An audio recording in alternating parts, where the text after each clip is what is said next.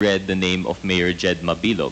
Yes. So if you have one master list, which matrix is that, Mr. President, and who vets the master list? That master list was there when I assumed the presidency. Kaya noon na presidente ako, lumayas yan. Kasi alam niya, papatayin ko siya. Kaya bumalik. Ngayon na lang. So, Mr. President, Pero hindi na ako presidente, hindi ko na mapatay ang buwang. Mr. President, there was one master list then at the time of your assumption. Yet there was updating through various agencies. Who was the agency in charge for putting them merging into a master list? Pideya talaga.